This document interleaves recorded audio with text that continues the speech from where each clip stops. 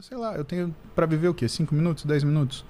Eu lembro que eu olhei pra Roberto e falei assim, me tira daqui agora, me leva pro hospital. A gente saiu.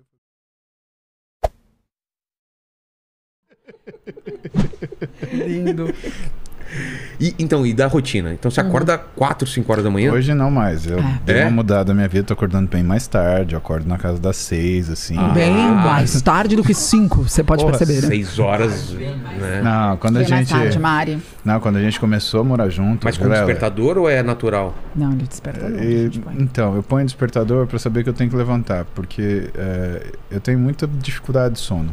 E às vezes eu desperto no meio da noite, pra mim é dia. E aí eu tenho que... Eu passei muito tempo acordando muito cedo. Quando a gente foi morar junto a primeira vez, eu cheguei a acordar às 3h50. E aí, como a gente chegou nessa história? Eu mudei minha vida pra acordar mais tarde, porque eu senti que eu envelheci muito nos últimos 4, 5 anos. Eu senti que pesou. Né? Não dormir, né? É bem prejudicial. Geneticamente é isso mesmo? Não sei se é geneticamente a palavra. Metabolicamente, essa restrição de sono é muito perigosa. É. Te envelhece, é como se... Te adoece, na verdade. Traz risco cardiovascular, traz risco de rebaixamento de tireoide, tem uma série de questões envolvidas que é igual um trabalhador noturno, né? Que faz o ciclo circadiano invertido. E ele chegou a um ponto, assim, de estar há 7, 8 anos, dormindo 4 horas e meia, 5 horas e meia por noite. Eu falei pra ele, não tem como ele aguentar por muito tempo. Quando a gente é jovem, a gente faz. Aguenta, né? Não que você não seja jovem, meu amor. Você será eternamente jovem, deixa isso claro. Mas assim, com o tempo, né? Fica mais difícil. Foi ficando muito insustentável. E aí até a mudança que a gente fez de estar próximo do consultório foi por conta disso. Ele poder dormir um pouco mais e treinar um pouco mais tarde, treinar próximo Não, e eu tentei para fazer as minhas coisas devagar, porque eu cheguei num ponto, que eu perdi o tesão de fazer as coisas. Para mim era trabalho, eu tava com estresse por aqui, eu ficava engolindo o refluxo de nervoso de fazer as coisas, porque eu não conseguia. Imagina, treinar para mim é minha meditação. Quando eu tô fazendo força, eu faço tanta força que eu não consigo pensar em nada. Então, realmente, eu zero o que tá na minha cabeça naquele momento. E como é uma coisa extremamente desgastante, o meu dia já começa pesado. Então, o que vem depois vem fácil. Entendi. Né? Agora, o que me motivou também isso, né, de repente, eu tive que me confrontar com o efeito dessa falta de sono crônico. Eu levei a Roberta para jantar e, cara, acho que foi a coisa que eu mais assustei na minha vida. Eu tava todo feliz, né? Porque eu tava levando a Clara e a Beta para jantar. A Duda queria ficar em casa. Eu não lembro, acho que ela tinha compromisso. Algum compromisso dela. E aí ela não quis ir com a gente. Aí falei, tudo bem. E eu fui levar a Beta a jantar num restaurante que é um restaurante da minha infância, né? Que é o Lelis, que fica lá na Campinas. Aí eu tava descendo a Joaquim Jane de Lima e, cara, eu tive um flash, eu tive um já me vi, né? Déjà vu, sabe o que é? Já me vi? Não. O já me vi é o contrário do... errado. Eu não vou corrigir, né? Então, o já me vi é o contrário do déjà vu. Déjà vu é o já visto. Né? O já me vi, jamais visto. Eles são erros de configuração do que é a posição da memória. Entendi. A memória, ela acontece de forma cronológica e progressiva. O que é o déjà vu?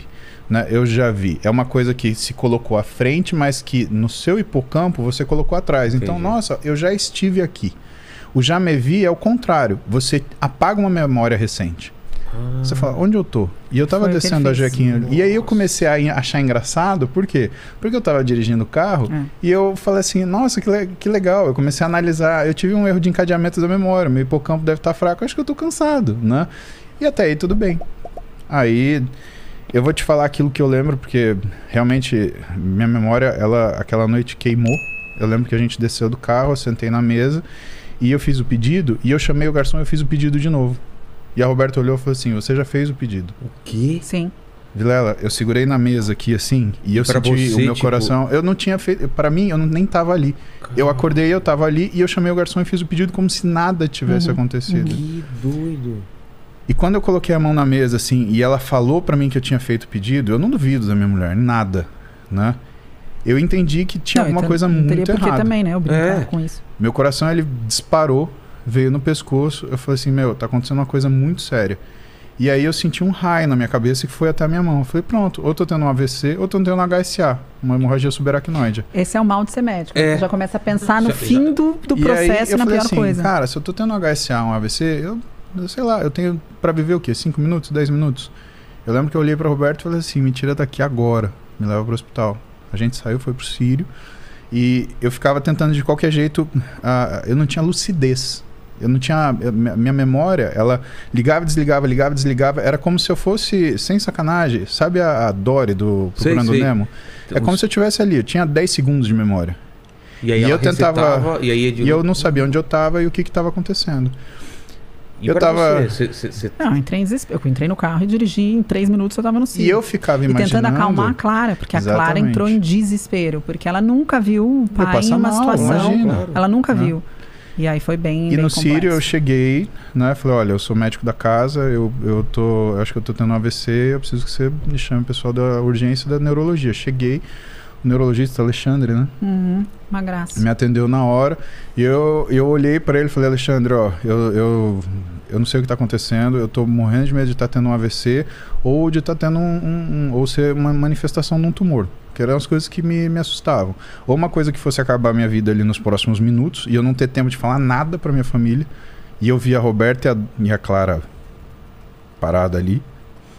E a outra coisa, cara, você tem um tumor cerebral que te coloca nessa situação indefinidamente. E aí? E minha família? Poderia ser um tumor também? É um sintoma neurológico. O Paulo, ele então tentou ir buscando todos, e também assustado do jeito que ele estava, ele foi buscando todos os sintomas neurológicos que poderiam... E a gente procura numa sequência, né? É uma sequência que eu ensino os alunos meus, né? Que é o Midnight, né? M, metabólico, I, infeccioso, D, degenerativo, N, neoplásico, I de novo, de inflamatório, e o E e o T de traumático, né? Aí você adiciona vascular, né, no final e neurológico. Então a gente sempre segue essa regrinha mnemônica, Midnight, né? E aí eu sentei com o Alexandre e falei, Alexandre, eu tô tentando pensar, tá muito difícil, eu não sei se... Eu vou te falar a verdade, eu tô com medo de ser um AVC e a coisa tá desagregando e eu tô com medo de ser um tumor. Aí ele pegou, me examinou, passou toda a propedêutica, você sabe que eu tô fazendo isso, eu tô fazendo isso por causa disso, com muita calma, me acalmou, né? E aí chegou a hora de fazer a tomografia, né? E aí eu falei, cara, é agora a hora da verdade. Agora vai aparecer. E ele falou pra mim, você não tem AVC, isso daí não é AVC, isso daí fica descansado, mas a gente vai ter que fazer uma tomo. Eu mal lembro da tomo, eu lembro de estar indo e com medo. Mas eles deram uma medicação para você acalmar, porque ele estava muito ansioso. Deve ser isso. Cara, e eu tava... Porque assim, eu me dividia entre o que estava acontecendo comigo e a resposta que eu tinha que dar para minha família. E cara, sei lá, se você... Imagina que você está seguindo sua situação, você tem 5 minutos para viver... O que você vai falar pra tua filha de 10 anos que tá olhando você do canto da sala? Pra falar de rotina, não. A gente entrou num lugar... Mas é a vida. Eu tô me colocando na situação. Porque a gente acha que a vida... 5 minutos, chamam o Noah e a Mari, o que eu vou falar? Exato. E aí? Eu tenho que passar algum ensinamento, eu tenho que só me despedir. Tem que... O que eu faço? Nossa. Então minha ansiedade explodia, porque eu queria saber o que tá acontecendo, eu tava tentando fazer um diagnóstico ali. Tipo, chama elas aqui. Ele não conseguia, mas ele não conseguia juntar. Só passava as ideias e não... Exatamente, porque eu não conseguia concatenar e tornar numa ação. Entendi. Então eu pensava essas coisas e tentava transformar aquilo numa coisa. Bom, fiz a CT, limpa. Nada. Aí o Alexandre vira para mim e fala, Paulo, não é metabólico, não é infeccioso, não é traumático, não é neoplásico. Me conta dessa semana, como é que foi seu sono? Aí eu parei e falei, e aí ele tinha me dado uma medicação mais forte, aí começou a parar de fazer os... Eu sabia que podia ser tão grave o sono causar esse tipo de coisa, eu não imaginava. É importantíssimo para reparação de memória. Tipo de coisa, sim. E assim, de apagar... Nossa! Não, e eu sou o cara que, na época da residência, a Roberta viveu comigo isso. Eu dava 4 plantões por semana, às vezes eu dormia 3 noites. Por isso que você não levou isso em conta, né? Falei, nem contei, eu falei, eu dava 4 plantões por semana, você acha que é sono? Eu dormia 3 vezes por semana? Isso daí pra mim é tranquilo. Mas não dá pra levar isso por muito tempo, né? Por isso que a residência tem um fim, ela tem um prazo pra acabar. Eu vivi na residência. Ninguém aguenta, não sobra médico pra cuidar das pessoas. E aí, o que aconteceu? Eu fiquei... aí eu falei assim, Alexandre, eu dormi 2 horas por noite. E essa última noite eu não consegui dormir. Eu fiquei trabalhando e aí quando deu 7 horas da noite eu peguei minhas meninas e fui levar elas pra jantar. Aí ele falou, Paulo, você podia ter morrido, só isso podia ter acontecido. Se você tivesse estado dirigindo o carro, você podia sofrer um acidente, você podia causar um acidente, né? E aí ele me medicou e ele falou assim, essa noite você vai dormir. E eu lembro que a Roberta me levou pra casa e a sensação, cara, de você... Sono? Nesse caminho, indo pro restaurante, não deu aquele sono profundo? Não tinha. Eu acho que eu nunca tive essa resposta de ter o sono, sabe? Pra mim é uma coisa complicada, porque meu pai tem problema de sono, meu avô tinha problema de sono, e parece que eu herdei deles, e eu realmente não me cuidei, né? Mesmo porque quando você faz muito exercício, tá muito cansado? O exercício me ajuda no sono. Tá. Mas o que estava acontecendo? Eu estava dormindo tão pouco, meu exercício estava fraco. Entendi. Ou seja, eu não atingi um limiar que esse sono ele pudesse fazer alguma coisa. E aí a Roberta, né, é aquela magnanimidade da pessoa que está com você de fato, né? Ela veio, pôs a Clarinha no meu colo, né? Eu tava todo monitorado, fui para todo lado para acalmar a Clara. Não, eu só fiquei no pronto-socorro, não deu tempo. Eu tive alta do pronto-socorro. A Roberta quis me tirar de lá e me levar para casa, que foi a melhor coisa. Eu tava com 2 problemas. Ele naquela situação achando que ele ia morrer e a Clara achando que ele ia morrer. Porra. E eu tava, sabe? E eu com medo de qualquer coisa dessas acontecer, né? E ela te fazendo perguntas, né? Exato. E aí quando eu fui conversar com o médico, eu pus ela deitada nele e eu fui conversar com o médico. Falei, ele tem alguma coisa grave? Ele tem que ficar no hospital? Aí ele falou, não. Ele provavelmente tá num burnout absurdo, ele teve uma crise de ausência, né? Ele teve um lapso de memória e ele precisa descansar.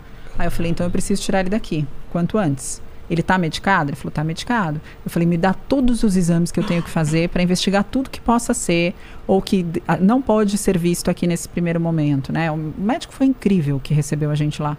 Ele deu todos esses exames. E aí eu falei, o papai tá indo para casa com a gente, tá tudo bem, vai ficar tudo bem. Fui acalmando ele, porque ele não acreditava que tava tudo bem. Imagina depois de sentir todas essas...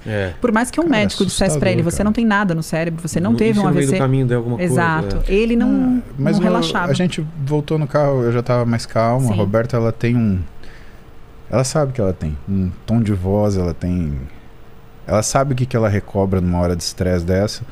Aí eu lembro que a gente chegou no quarto, eu deitei na cama, ela deitou no pé da cama, e eu olhei pra ela assim, e eu falei assim, eu acho que eu vou dormir.